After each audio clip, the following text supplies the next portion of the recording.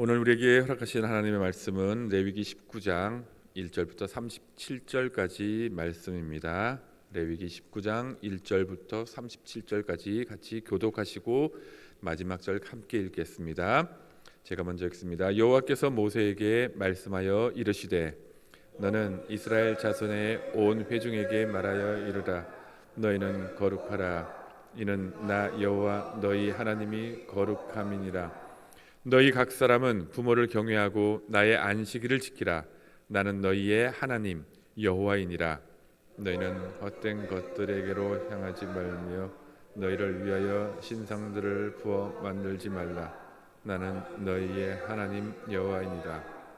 너희는 화목 제물을 여호와께 드릴 때에 기쁘게 받으시도록 드리고 그 제물은 드리는 날과 이튿날에 먹고 셋째 날까지 남았거든 불사르라.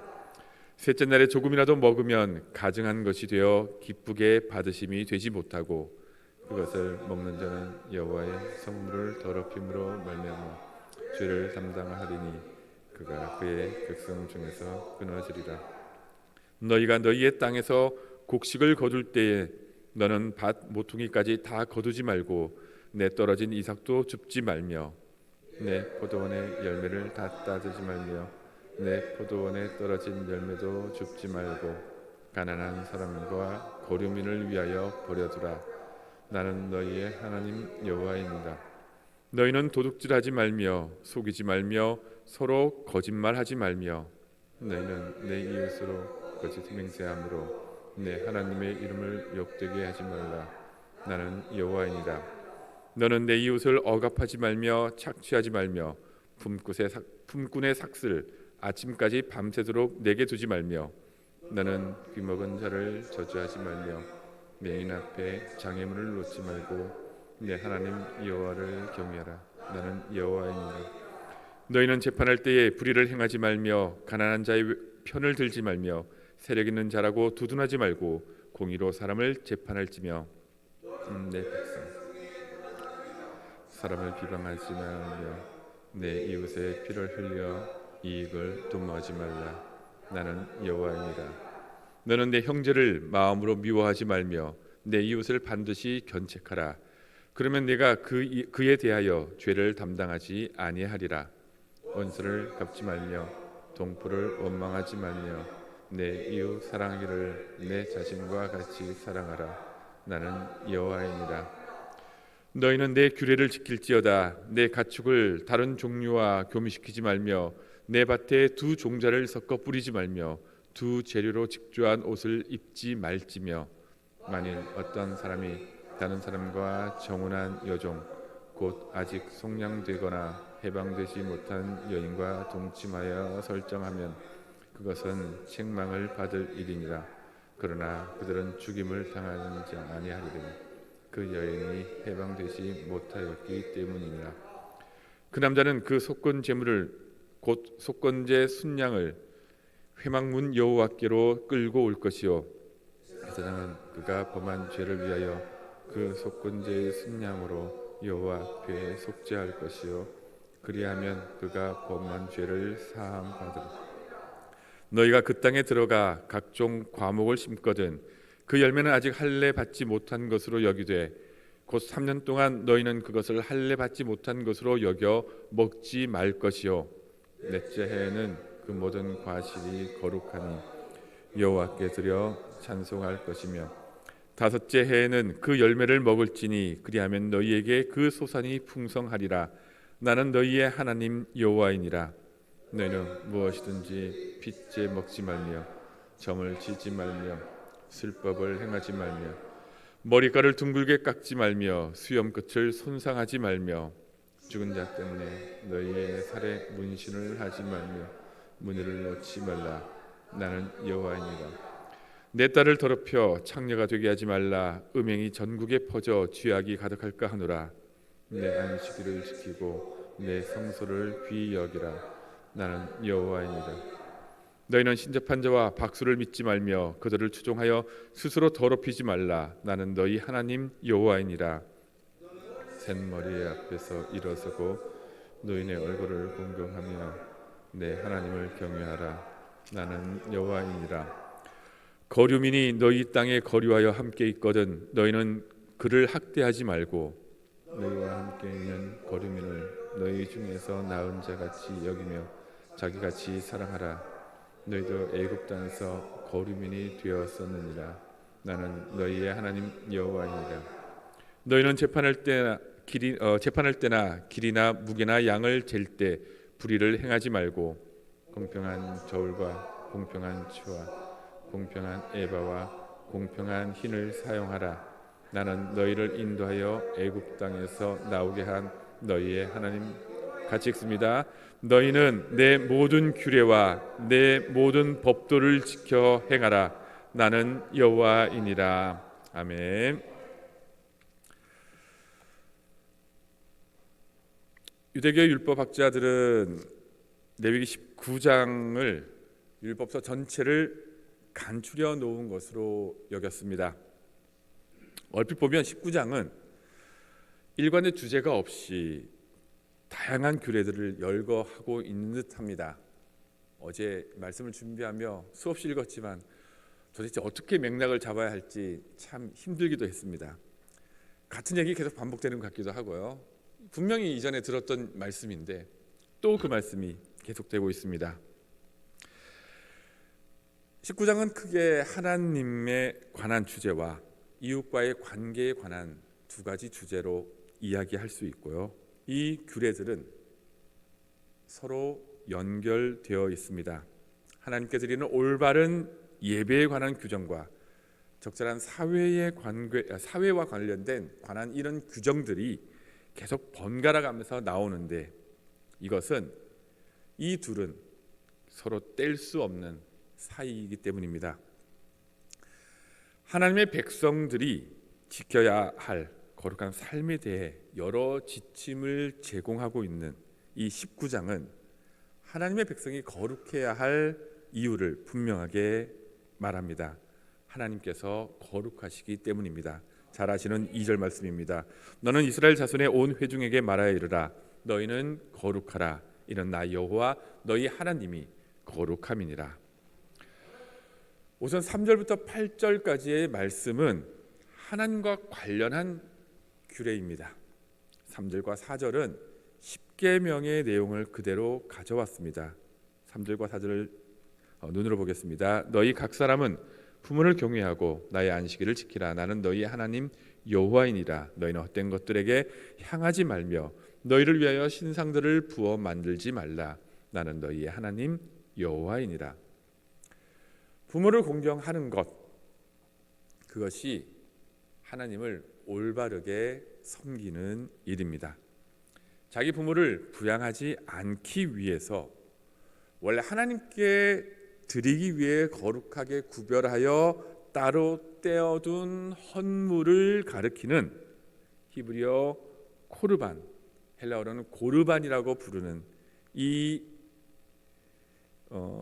이것을 핑계로요, 부모를 보살펴야 되는 의무를 게을리하던 이 바리새인들을 향해서 예수님께서 외식하는 자여라고 질책하시며 하나님의 계명을 저버렸다 비판하셨습니다. 마가복음 7장부터 6절까지 7장 6절부터의 말씀인데 제가 읽어드리겠습니다. 이르시되 이사야가 너희 외식하는 자에 대하여 잘 예언하였도다. 기록하였으되 이 백성이 입술로는 나를 공경하되 마음은 내게서 멀도다. 사람의 계명으로 교훈을 삼아 가르치니 나를 헛되이 경배하는도다 하였느니라. 너희가 하나님의 계명은 버리고 사람의 전통을 지키느니라. 또 이르시되 너희가 너희 전통을 지키려고 하나님의 계명을 잘 저버리는도다. 모세는 내 부모를 공경하라 하고 또 아버지나 어머니를 모욕하는 자는 죽임을 당하리라 하였거늘 너희는 이르되 사람이 아버지에게나 어머니에게나 말하기를 내가 드려 유익하게 할 것이 고르반 곧 하나님께 드림이 되었다고 하기만 하면 그만이라 하고 자기 아버지나 어머니에게 다시 아무것도 하여 드리기를 허락하지 아니하여 너희가 전한 전통으로 하나님의 말씀을 폐하며 또 이 같은 일을 많이 행하느니라 하시고. 얼마나 이런 일들이 많이 일어납니까? 믿음이 좋은 사람이라고 알고 있는데 그의 부모들이 가난과 배고픔과 고통 속에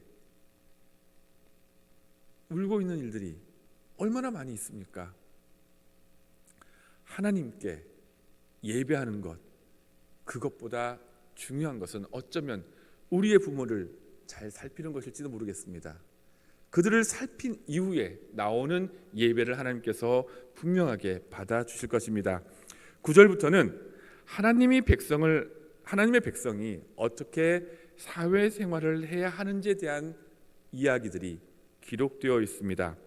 하나님과 화목해지고자 한다면, 하나님과 화해하고자 한다면 먼저 세상과 화목하며 그들을 향해 신의를 베풀어야 함은 당연한 일입니다. 마태복음 18장 23절부터 나오는 예수님의 1만 달란트 빚진 자의 비유는 바로 이런 이야기입니다. 이에 주인이 그를 불러다가 말하되 악한 종아, 네가 빌기에 내가 내 빚을 전부 탕감하여 주었거늘 내가 너를 불쌍히 여김과 같이 너도 내 동료를 불쌍히 여김이 마땅하지 아니하냐 하고. 이스라엘 백성들은 그들의 밭을 추수할 때 거류민들을 위해서, 가난한 사람들을 위해서 그 밭에 자투리를 조금 남겨두어야만 했습니다. 고대 중동에는 풍요의 신들을 섬기는 방법으로 신들을 위해서 거둬들인 농산물을 일부를 남겨놓는 풍습이 있었습니다. 우리로 말하자면 고수레와 같은 그런 풍습입니다. 이방신을 섬기던 이 풍습을 하나님께서는 그 가나안 땅으로 들어가는 이스라엘 백성에게 그곳에서 기반을 닦지 못한 외국인들이나 가난한 사람들을 위해서 사용하는 것으로 새롭게 해석하여 백성들에게 제시하셨습니다. 룻과 같은 사람도 생존할 수 있는 최소한의 장치를 말씀을 통해서 이야기하신 것입니다.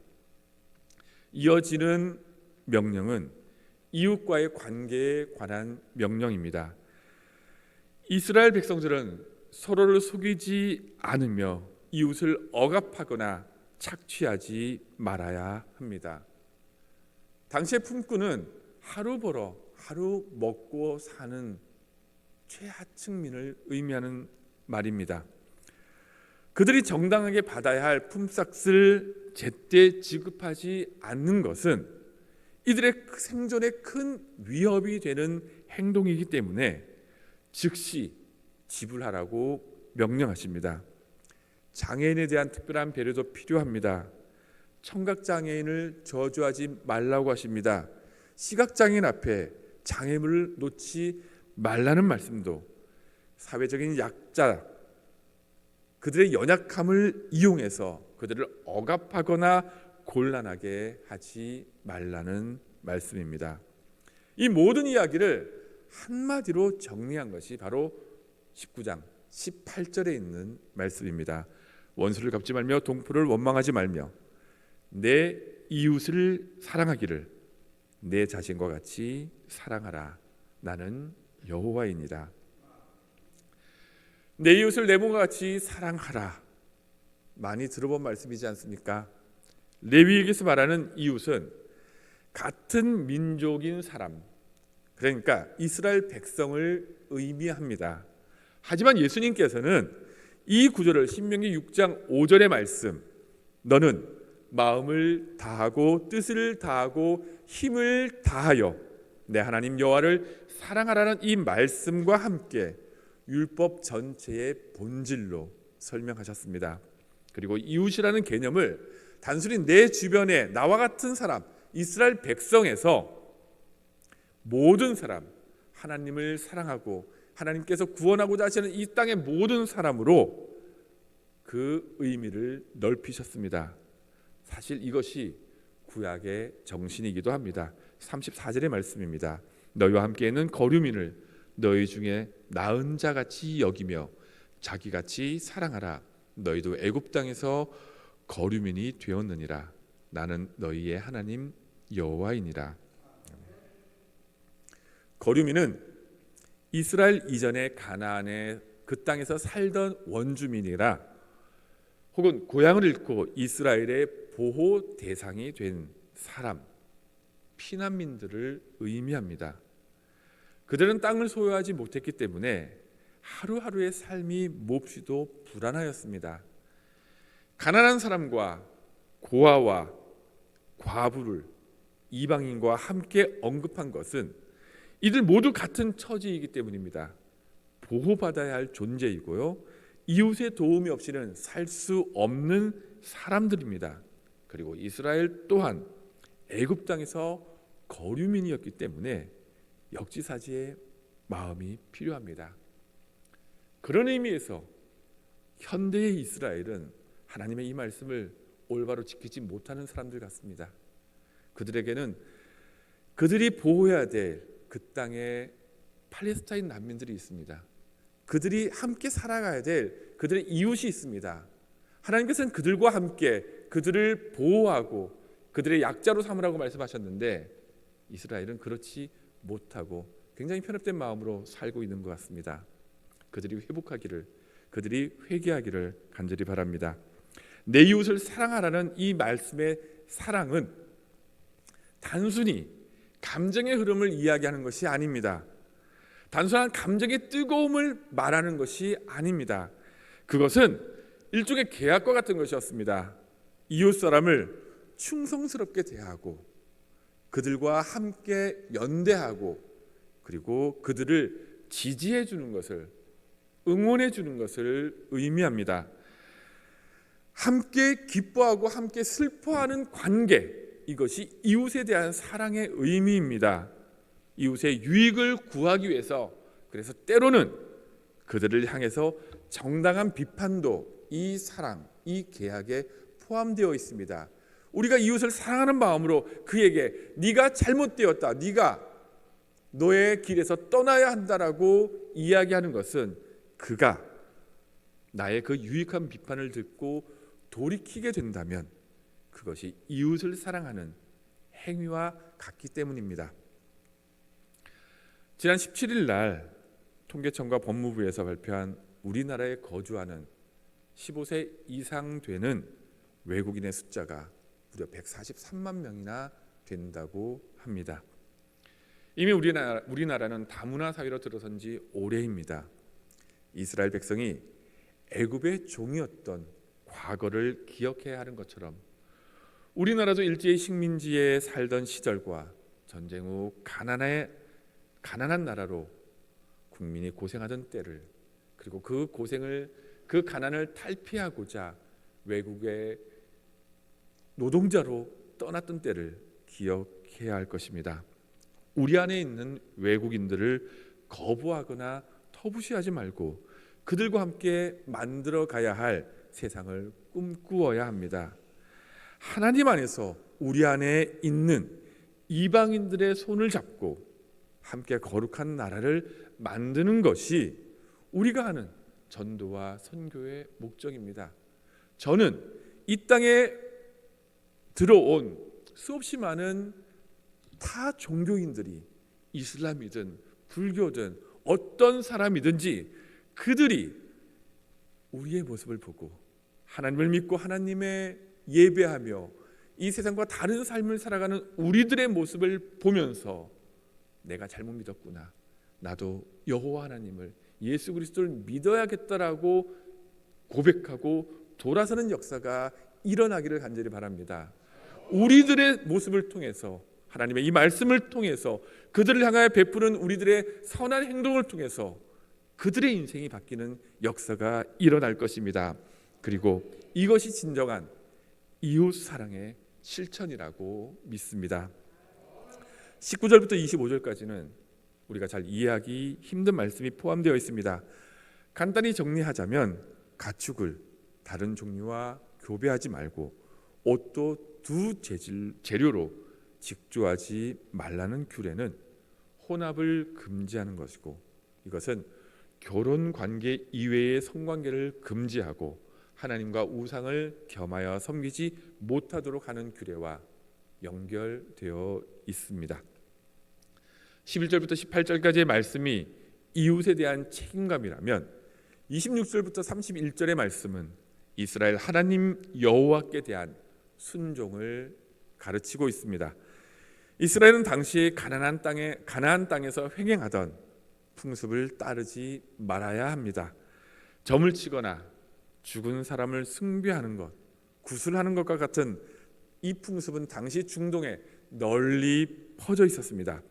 이런 일은 생사의 주관자이시며 모든 것의 창조자이시고 그리고 모든 일을 이끌어 가시는 하나님을 욕보이는 일이기 때문에 당연히 금지하여야 합니다.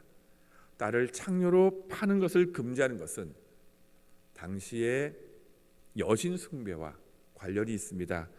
풍요의 여신을 숭배하기 위해서 젊은 여성들을 성매매하도록 고용하던 일들에 참여하지 말라는 일입니다. 지금까지 우리는 하나님께서 이스라엘 백성을 향해서 요구하시는 거룩함에 관한 구체적인 내용을 보았습니다. 하나님의 거룩함은 예수 그리스도 안에서 구원받은 우리의 거룩함으로 이어집니다. 그리고 우리의 거룩함은 우리의 이웃을 향한 거룩함으로 확대되어야 합니다. 레위기 19장 32절부터 37절까지의 말씀은 하나님의 거룩함이 어떻게 사회적인 거룩함으로 이어지는가에 대해 설명하고 있습니다. 그것은 노인을 공경하고 누구나 같은 권리를 가지며 공평과 공정한 거래가 이루어지는 세상입니다. 노인도 외국인도 우리가 사는 세상에서는 가장 약한 존재입니다. 그들에게 정의가 물같이, 공의가 마르지 않는 샘과 같이, 강과 같이 흐르게 하는 것, 그런 세상이라면 하나님께서 기뻐하시는 거룩한 세상이라 말할 수 있을 것입니다. 사랑하는 성도 여러분, 우리가 이런 세상을 만들게 위해서 부름받았음을 잊지 마시기 바랍니다. 안으로는 우리 공동체 예배의 거룩함을 위해서, 밖으로는 가난한 자, 목마른 자, 애통해하는 자를 구원하시려는 주님의 사역을 위해 특별히 부름받았음을 잊지 말아야 합니다. 거룩함, 곧 성결은 구별을 의미합니다. 온 인류의 구원을 위해 특별히 구별되어서 이 자리에 모인 우리 청계 열린교회 성도들이 가는 곳마다 하나님의 이 거룩함과 하나님의 은혜와 평강이 넘쳐나기를 소망합니다.